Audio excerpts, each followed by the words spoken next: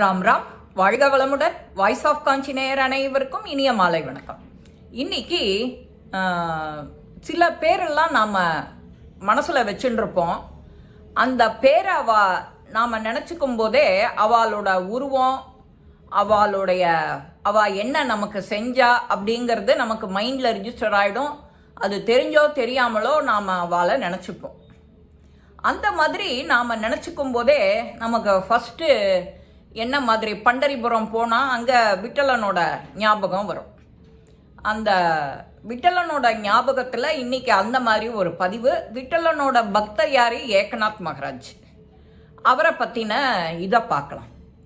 பாண்டுரங்கன் அப்படின்னு நினச்சாலே நமக்கு அன்பொழுகிற அந்த விட்டலன் இடுப்பில் கையை வச்சுட்டு நிற்கிறது தான் நமக்கு கோவில் ஞாபகத்துக்கு வருது.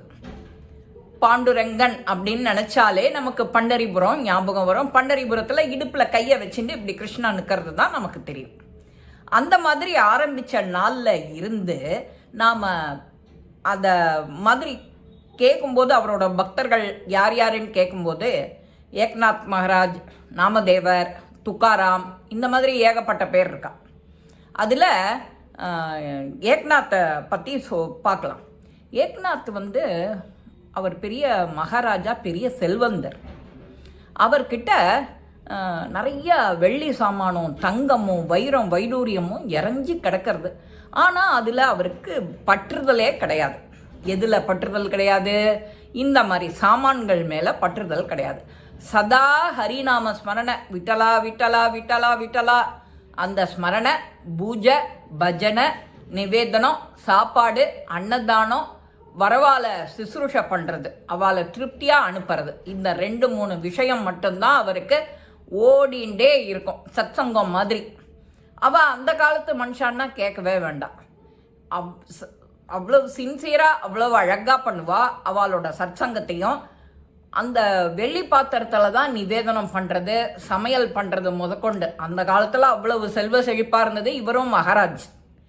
இந்த மாதிரி பண்ணிகிட்டே இருக்கும்போது ஒரு நாளைக்கு ஒரு மழை வருது. மழையில் உச்சமாக போயின்னு இருக்கு அந்த பஜனை. வேற ஒரு ஊர்லேருந்து 3 திருடர்கள் மாட்டினுட்டான்.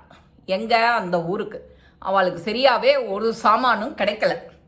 அதனால் அவள் என்ன பண்ணிட்டா, என்னடா அது, நமக்கு ஒன்றும் எதுவுமே கிடைக்கலையே நமக்கு இந்த தடவை அப்படின்னு சொல்லிகிட்டே நிற்கும் போதே இந்த விட்டலனோட நாம அவள் காதில் விழருது. இவ 3 பேர் உள்ளர போனவுடனே அந்த பஜனையெல்லாம் கேட்டுட்டு உள்ளர எட்டி பார்க்குறா. எல்லாம் வெள்ளி சாமா, வைர வைடூரியம் அலங்காரம் பண்ணியிருக்க அந்த விட்டலனுக்கு நாம் இன்னைக்கு கொள்ளை அடிச்சிடணும் அப்படின்னு அவள் 3 பேரும் நினச்சிட்டு இருக்கா. 3 பேரும் நினச்சிட்டே இருக்கும்போதே பஜனை முடிகிறது. எல்லாரும் பிரசாதம் வாங்கிக்கிறா. இவாளும் போய் சாப்பிட்றா. பஜனை பண்ணிட்டவா எல்லாருமே போய் கொஞ்சம் ஓய்வு எடுத்துக்கிறா. அதில் ஏக்நாத்தும் அங்கேயே பூஜை ரூம்லேயே ஒரு துண்டை விரித்து அவர் படுத்துட்டார். அவர் தான் எளிமை என்னும் உருவமாச்சே. அதில் ரொம்ப இதுவாக இருக்கார், எளிமையாக இருக்கிறவர். அவரோட மனைவி பேர் கிரிஜா.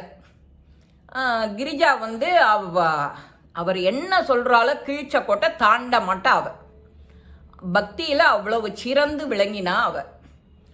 இவா திருடர்கள் நினச்சிருந்த உடனே மெதுவாக எல்லாரும் படுத்துனுட்டா. சமைக்கிறவா, மற்ற ஹார்மோனியக்காரா, தவிழ்காரா எல்லாரும் ரெஸ்ட்டுக்கு போனோடனே இவா 3 பேரும் சுவாமி ரூமுக்கு போகிறா. எல்லா வெள்ளி பாத்திரத்தை எல்லாத்தையும் மூட்டை கட்டி வச்சுடுறா.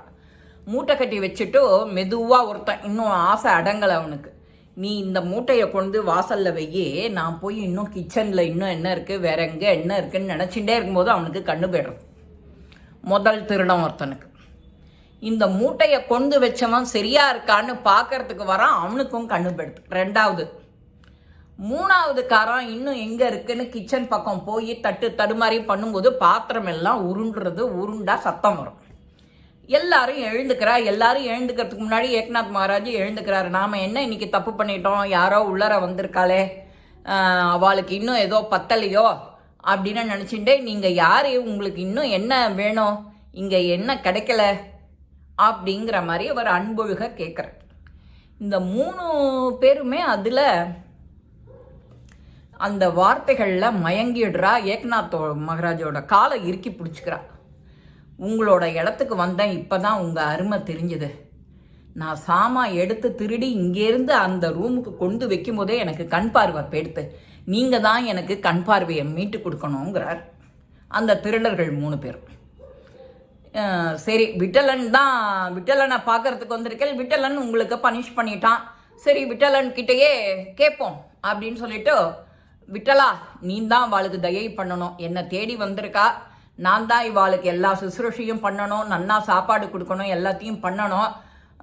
இது பண்ணி இருக்கும்போதே நினச்சிட்டே இருக்கும்போதே இவா கண் பார்வை பெடுத்த இவாளுக்கு அப்படின்னு சொல்லி கிருஷ்ணன் விட்டலன்கிட்ட பேசுகிறார். இவர் பேசின உடனே விட்டலன் கிட்ட இருக்கிற கிருஷ்ண துளசி இருக்கு இல்லையா, துளசி தீர்த்தத்தையே எடுத்து கண்ணில் தெளிக்கிறார். இவர் உதிரணியால் கண்ணில் தெளிக்கிறார், பார்வை வந்துடுறது. அப்படியே பிடிச்சிட்டு கதர்றா, உங்களை பற்றி தெரியாத இப்படி அபக்கியாதி பண்ணிட்டோமே, தப்பு பண்ணிட்டோமேன்னு அழறாவா 3 பேரும். உள்ளர திரும்பி மனைவி கிட்ட, கிரிஜா இவாளுக்கு வேணுங்கிற சாமான் இன்னும் என்னென்ன இருக்கோ அதெல்லாத்தையும் போட்டு இவாளுக்கு மூட்டைப்பையில் நகர்த்தி விட்டு, மத்தியானம் கிளம்புறப்போ நடுப்புற வேணும் இல்லையா, அந்த ஆகாரம் சாப்பிட்றதுக்கும் ஏதானும் பண்ணி கையில் கட்டி கொடு அப்படின்னு ஒய்ஃபுக்கிட்ட உள்ளர பக்கம் கூப்பிட்டு சொல்கிறார். இந்த கிரிஜாவும் எல்லாத்தையும் ரெடி பண்ணி கொடுக்குறா. உடனே அதுக்கு ஒரு காரியதர்சி இருப்பார் இல்லையா, ஒரு மடம் நடக்கிறது, ஒரு ஆசிரமம் நடக்கிறது, ஒரு அரண்மனை இருக்குன்னா அதுக்கு ஒரு காரியதர்சி இருப்பார். அவரை கூப்பிட்டு, ஏன்பா இவா வழிப்போக்கு செலவுக்கு ஏதானு கஜானால இருந்ததுன்னா காசு கொடுத்து அனுப்புங்கிறார். பக்தினா பக்தி, அப்பேற்பட்ட பக்தி, உத்தமமான பக்தி, உன்னதமான பக்தி வேணும், மேன்மையான பக்தி வேணும். இவருக்கு இதுல எல்லாமே ஆசையே கிடையாது. சதா கிருஷ்ணா கிருஷ்ணா கிருஷ்ணா தான், விட்டலா விட்டலா விட்டலா, ராமகிருஷ்ண ஹரி பாண்டுரங்க ஹரி, ராமகிருஷ்ண ஹரி பாண்டுரங்க ஹரி. குட் மார்னிங் சொல்றதுக்கு முன்னாடியே அவளாம் ராமகிருஷ்ண ஹரி பாண்டுரங்க ஹரி, இந்த கிராமத்திலேயே முழுக்க முழுக்க அவள் அப்படி தான் இருப்பா. இப்போவும் அந்த பண்டரிபுரம் போய் பார்த்துட்டு வாங்கோ நீங்கள், அப்புறம் விட்டலனையும் பார்த்துட்டு பக்தி பண்ண ஆரம்பிங்கோ, ரொம்ப நன்னா இருக்கும். நம்ம ஊர் மாதிரி எல்லாம் கிடையாது, காசே செலவு கிடையாது சந்நிதியில் போய் சேவிக்கிறதுக்கு. அப்புறம் தெருவிலெல்லாம் ஆடி பாடி சந்தோஷிக்கலாம், பஜனை பண்ணிட்டு போகலாம். அதுக்கெல்லாம் இது கிடையாது, ரூல் கிடையாது. அதுக்கு முக்கியமாக நீங்கள் எல்லாரும் போயிட்டு வாங்கோ, குரூப்பாக போங்கோ. சத் சங்கங்கள் முடிஞ்சால் அவளுக்கு எதான் சத் சங்கம் அமையிறது அப்படின்னா அதோடு சேர்ந்து போங்கோ, நிறையா என்ஜாய் பண்ணிட்டு வாங்கோ. சுற்றி நிறையா மடம் இருக்குது, தங்கிறதுக்கு ஹோட்டல்ஸ் இருக்குது, அதுலேயும் தங்கிட்டு நீங்களும் ஃபுல்லாக என்ஜாய் பண்ணிட்டு வரலாம். இந்த மாதிரி விட்டலனையும் அந்த பக்தியையும் நாமதேவரையும் துக்காராமையும் ஏக்நாத் மகாராஜையும் கேட்கறதுக்கு பார்க்கறதுக்கு அவரோட கதையெல்லாம் இப்போ யூடியூப்பில் நிறையா வந்துடுத்தோ. அதில் ஒரு நாளைக்கு ஒரு தொகுப்பு கேட்டுட்டே இருமால, உங்களுக்கும் மனசு விசாலமாக ரொம்ப நிறைஞ்சே இருக்கும். சனிக்கிழமை அன்னைக்கு விட்டலனை கேட்ட புண்ணியம் நம்ம எல்லாருக்கும். ராமகிருஷ்ண ஹரி பாண்டுரங்க ஹரி, ராமகிருஷ்ண ஹரி பாண்டுரங்க ஹரி. நமக்கு நாம சொல்லும் போதே ஒரு பக்தி வருது இல்லையா, அந்த பக்தி தான் நமக்கு இப்போ வேணும், ரொம்ப இன்றியமையாத நம்ம உடம்புக்கு எனர்ஜி. இந்த பதிவு உங்கள் எல்லாருக்குமே பிடிச்சிருக்கோம். லைக் பண்ணுங்க, ஷேர் பண்ணுங்க, பெல் பட்டனை கிளிக் பண்ணுங்க, சப்ஸ்கிரைப் பண்ணுங்க, கமெண்ட்ஸ் பாக்ஸில் கமெண்ட்ஸ் போடுங்க. ஸ்ரீ மகாபிரிவா திருவடிகளே சரணம். நல்லதே நடக்கும், ஆனந்தமாக இருப்போம் நண்பர்களே. வாழ்க வளமுடன்.